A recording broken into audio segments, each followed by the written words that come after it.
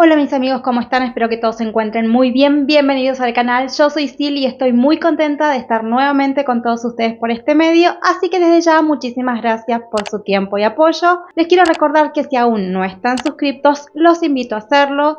Y antes de comenzar con la historia del día de hoy, por favor no se olviden de regalarme su like. Ahora sí, sin más intro, comencemos con este caso. Los gemelos Megan y Benjamin Elliot nacieron el 12 de noviembre del 2003. Para el momento de los hechos tenían 17 años y vivían con sus padres Katie y Michael en la ciudad de Katy en el condado de Harris, Texas. Los gemelos tenían una hermana mayor, Elizabeth, quien vivía en Georgia. De acuerdo a los vecinos, los Elliot eran una familia conocida por ser reservados pero amables. Esta supuesta familia armoniosa se convertiría en el foco de atención por un trágico evento ocurrido en la madrugada del 29 de septiembre del 2021, cuando a las 4:41 am el 911 recibió el llamado de un joven quien casi susurrando dijo que había apuñalado a su hermana, pero que él creía que era un sueño. Sostuvo que aún respiraba, por lo que el operador del 911 lo guió para realizar el RCP, mientras llegaba la ayuda. Minutos después, mientras la llamada seguía en curso, de acuerdo a registros judiciales, se escuchó a los padres gritando de fondo. Las autoridades y socorristas llegaron a la casa de los Elliot a los 10 minutos de recibir el llamado. En la habitación encontraron a Benjamin realizando RCP a su hermana gemela Megan, quien ya lamentablemente se encontraba sin vida debido a 2 heridas de arma blanca en el cuello.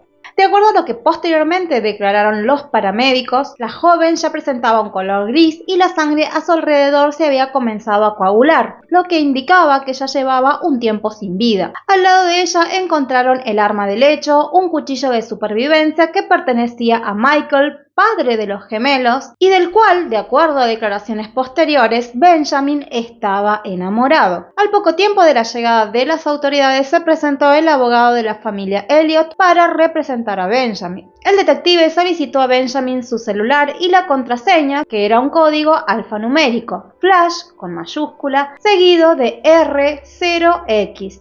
El teléfono era un iPhone 6, por lo que no tenía identificación facial. Solo podía ser desbloqueado por código o huella dactilar. Por favor, tengan en cuenta este detalle para más adelante. El adolescente fue detenido y sometido a un interrogatorio. En el mismo dijo que se había ido a dormir entre las 2:30 y las 3 am, y que lo último que recordaba era la sensación de estar apuñalando algo, y que luego escuchó una especie de gárgara o medio grito, y que cuando despertó estaba en el cuarto de su hermana, y él sosteniendo un cuchillo clavado en el cuello de Megan. Recordaba haber puesto el cuchillo ahí la segunda vez, pero no recordaba la primera puñalada. Que cuando se dio cuenta que no estaba soñando, sacó el cuchillo y en este punto dio 3 versiones diferentes de lo que hizo a continuación, cambiando de lugar sus acciones. Dijo que encendió la luz, que puso una almohada en la herida para ejercer presión y que luego fue hasta su habitación, buscó el celular y realizó la llamada al 911. En este punto hago un paréntesis. Más allá de que haya estado sonámbulo, como dijo, aquí, al darse cuenta de la situación, de lo que había hecho, no hubo gritos, ni llanto, ni desesperación. Tampoco llamó a sus padres, de hecho, ellos se despertaron debido a la voz del operador del 911, que fue aproximadamente a los 7 minutos de la llamada, que fue cuando Michael entra a la habitación de Megan y hace el terrible descubrimiento. Y es cuando se lo escucha gritar de fondo en la llamada. Por otro lado, Benjamin le dijo a los detectives que no había consumido alcohol ni sustancias y que nunca había sido diagnosticado con trastorno de sueño, pero mencionó una oportunidad en la que sus hermanos le contaron que él había caminado dormido. Pero en este punto su abogado dijo que revisarían los registros médicos para confirmar si había algún tipo de problema. Benjamin dijo que todo se sintió como un sueño, como una pesadilla realista, hasta que despertó en la habitación de su gemela, que él y Megan eran mejores amigos y que apuñalarla no encajaba en nada de lo que él creía ni sentía. Benjamin Elliot fue acusado de asesinato en primer grado y se fijó una fianza de $100,000, por lo que fue puesto en libertad. Su abogado defensor sostuvo que Benjamin estaba sonámbulo al momento de cometer el hecho, por lo tanto no era consciente de sus acciones y por ende no era responsable. que nunca tuvo la intención consciente de matar a su hermana, ya que ambos se llevaban muy bien y se querían, y esa sería la defensa que se sostendría hasta el final. Vecinos de la familia no salían del estupor por lo ocurrido. Una mujer dijo en una entrevista que los gemelos siempre estaban juntos. Megan era sonriente mientras que Benjamin era más callado pero atento. Otro vecino sostuvo algo similar, que parecía que los hermanos se llevaban bien y que esperaba que lo del sonambulismo fuera cierto, ya que para los padres era bastante malo haber perdido una hija y que si perdieran un hijo por una condena demasiado larga sería devastador. Por otro lado, una joven que asistía a la misma escuela de los gemelos dijo que Benjamin era de esas personas que no solían agradar. Por su parte, Megan había sido diagnosticada de autismo desde muy pequeña, por lo que de acuerdo a su madre, siempre le había costado hacerse de amigos. Solía tener un grupo de amigos en línea con quienes se sentía muy cómoda hablando, a diferencia de sus compañeros del colegio. Aún así, era una estudiante destacada y era considerada un ejemplo entre sus compañeros. Mientras que Benjamin tenía una personalidad más introvertida y fue descrito como alguien muy inteligente y divertido. Según una compañera, Megan le habría dicho que ella admiraba a su hermano, aunque a veces era muy difícil comprenderlo. Los medios se hicieron eco del caso, sin embargo la familia siempre mantuvo el hermetismo en torno a lo ocurrido. Lo que era claro para todos, a excepción de la familia obviamente, es que nadie esperaba lo ocurrido y fue una sorpresa terrible para todos quienes los conocían. Algo que llamó la atención de los investigadores fue el comportamiento de Benjamin, no porque pareciera culpable, sino por la total desconexión emocional que presentaba. Parecía estar en piloto automático, no había reacción de nada, ni lágrimas, ni enojo, ni arrepentimiento. Daba la impresión de estar vacío de cualquier tipo de emoción. El juicio contra Benjamin se llevó a cabo en febrero del 2025. Para entonces él tenía 21 años de edad. En el mismo se discutiría si Benjamin estaba sonámbulo al momento de cometer el acto, como sostenía la defensa, o si por el contrario era un psicópata que premeditó la muerte de su gemela. La acusación era por asesinato en primer grado, por lo que la pena podía ir de 5 a 99 años en Texas. La fiscalía pedía 40 años, mientras que la defensa solicitaba 5. El abogado defensor sostuvo en su alegato que Benjamin no era un sociópata, ni un psicópata, ni estaba loco, que no tenía un motivo oculto para asesinar a su gemela, que por el contrario era un chico bueno y divertido que amaba a su hermana, y mostró fotografías donde se los veía juntos y felices, aparentemente. Además, sostuvo que la familia se presentaría como testigo y confirmarían la excelente relación entre ambos. Dijo que Benjamin sabe que mató a su hermana, pero que no lo hizo intencionalmente, sino en un estado de sonambulismo, razón por la cual la defensa presentó varios expertos que respaldaron esta hipótesis. Ahora, ¿qué son las parasomnias? De acuerdo al DSM-5, es un trastorno del despertar del sueño por movimientos oculares rápidos que se caracteriza por episodios recurrentes de despertar incompleto del sueño, que generalmente ocurren durante el primer tercio de un episodio importante de sueño. Dentro de las parasomnias se diferencian dos trastornos: sonambulismo y terrores nocturnos. El sonambulismo se caracteriza por episodios en los que una persona estando dormida realiza actividades como caminar, hablar, incluso tareas complejas como vestirse.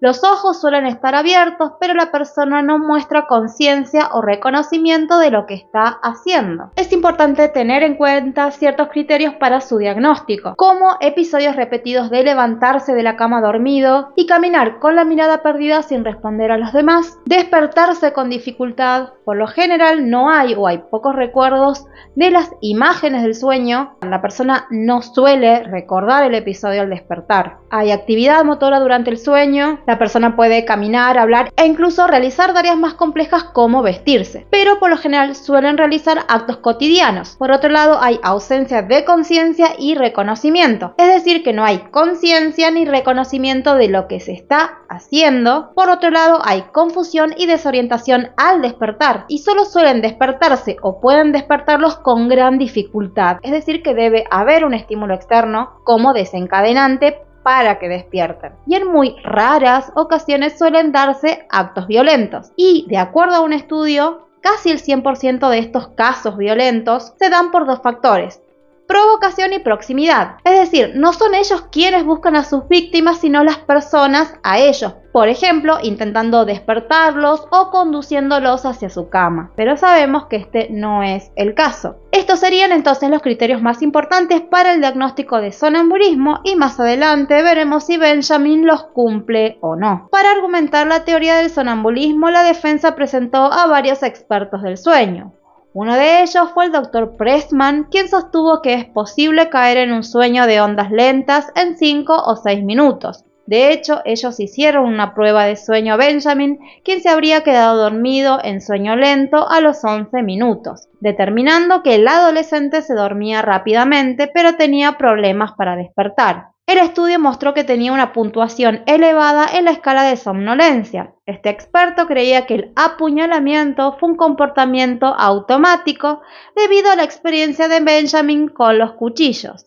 Por otro lado, el neurólogo Gerald Simmons dijo que era totalmente posible que Benjamin hubiera estado dormido cuando cometió el hecho. De no ser así, no habría aceptado testificar. Dijo que si bien los casos son muy raros, pueden ocurrir. Por parte de la defensa también declaró vía Zoom Elizabeth, hermana mayor de los gemelos, que al momento de los hechos no vivía en la casa familiar, sino en Georgia. Ella contó parte de la dinámica familiar, dijo que Megan era un ser hermoso, a quien le gustaba leer y amaba a los animales. De Benjamin dijo que era brillante, divertido y sarcástico, que nunca lo vio violento con Megan ni supo que ella le haya tenido miedo, que los gemelos se llevaban bien y solo tenían las peleas típicas de hermanos. Contó que Benjamin siempre hablaba en voz baja y quizás su único problema es que era muy brillante y él lo sabía, y que le gustaba tener siempre la razón. Que protegía a Megan también se refirió a una situación cuando Benjamin tenía 12 años, ella aún vivía en la casa de sus padres y compartía la habitación con Megan. Contó que despertaron en medio de la noche y vieron a Benjamin parado en la puerta mirando sin moverse. Ella y Megan lo llamaron por su nombre, pero no obtuvieron respuesta. Ella se levantó, vio que sus ojos estaban abiertos y le dijo que volviera a su cama. Al día siguiente se lo contaron. Él no lo recordaba, así que todo quedó como una divertida anécdota. Un amigo de Benjamin también prestó declaración por parte de la defensa y contó otra situación durante una pijamada en la que vieron a Benjamin sentado en el sillón donde dormía comiendo una dona. Al día siguiente, él contó que soñó haberse comido una dona y fue cuando le contaron lo sucedido. Por otro lado, también habló una tía abuela que tenía antecedentes de trastornos del sueño. Michael, padre de los gemelos, también declaró por parte de la defensa. El hombre se emocionó cuando le mostraron una foto de su hija sin vida. Sostuvo que por recomendación del abogado, su hijo nunca habló con él sobre lo que pasó esa noche.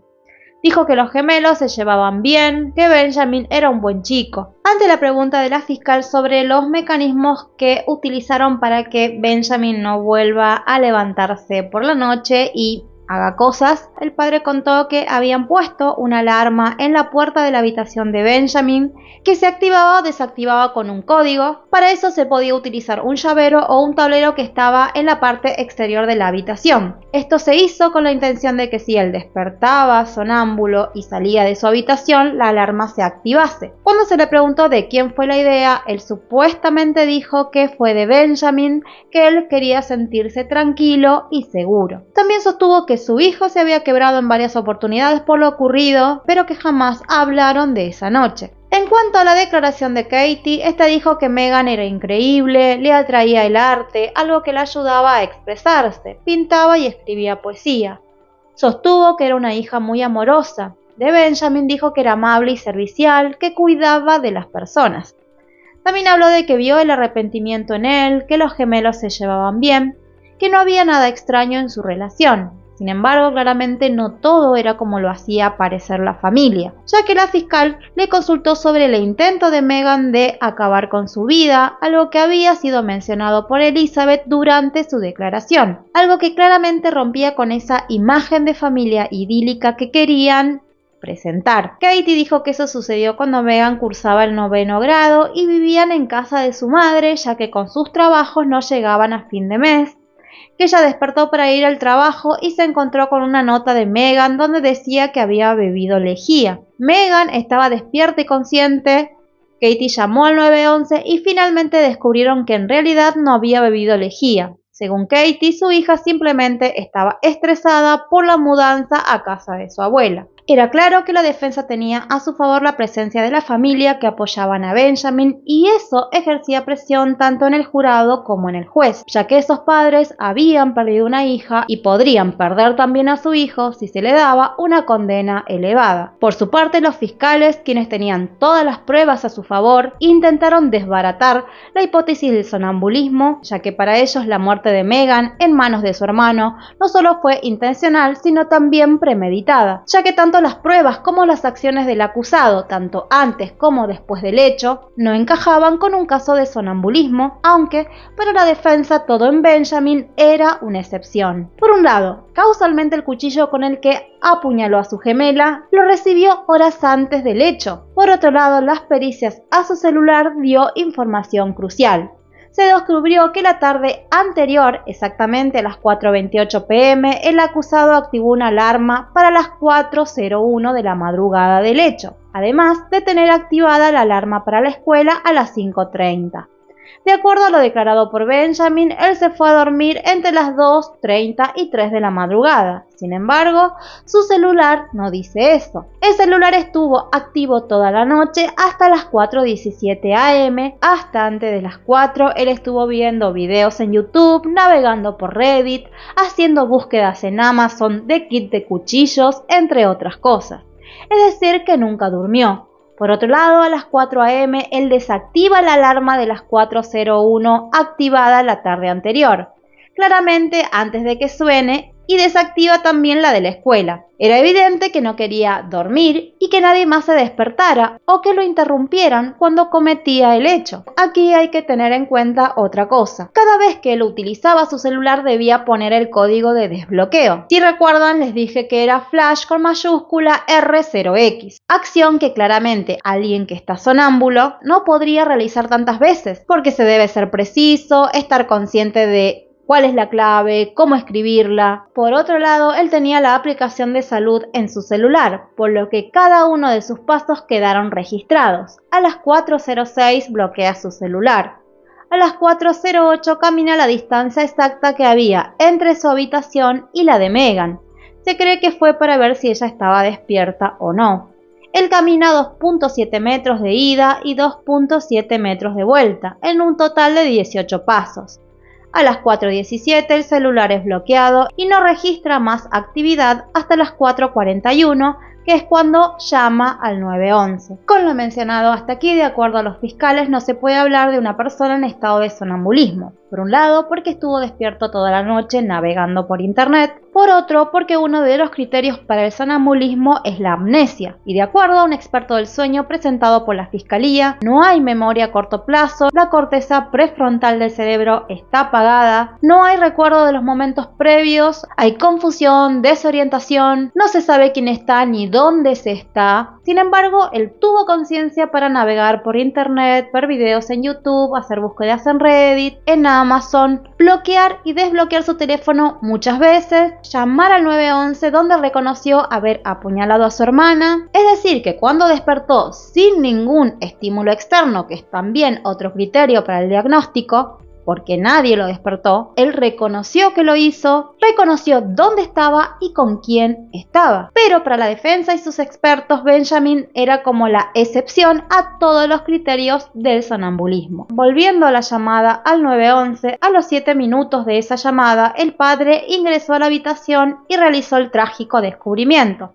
Y de acuerdo a su declaración, su hija ya estaba gris. Cuando llegan los servicios de emergencia a los 10 minutos de la llamada, notaron de inmediato que Megan estaba sin vida debido a este color gris. Por otro lado, estaba fría y la sangre a su alrededor se había coagulado, algo que no sucede de inmediato. Sin embargo, Benjamin dijo cuando llamó que aún respiraba, por eso se le indica que realice el RCP. Por lo que los fiscales sugirieron que el acusado dejó pasar bastante tiempo antes de realizar el llamado al 911 y así asegurarse la muerte de Megan. Por otro lado está la cuestión de la habitación, que dado el hecho debía estar llena de salpicaduras hemáticas. Sin embargo, solo se encontraron 3 pequeñas manchas de cuando él saca el cuchillo finalmente, supuestamente porque se despierta y se da cuenta. Lo que sí estaba empapado de sangre fue la almohada que Benjamin dijo haber utilizado para ejercer presión en la herida, cuando en realidad se cree que la utilizó para cubrir la cabeza de Meghan mientras la apuñalaba y así sofocar sus gritos, ya que esa posibilidad era lo único que explicaba la ausencia de manchas hemáticas en la habitación. Por otro lado, los fiscales mencionaron que desde el momento mismo del hecho, los padres levantaron un muro para proteger a Benjamin,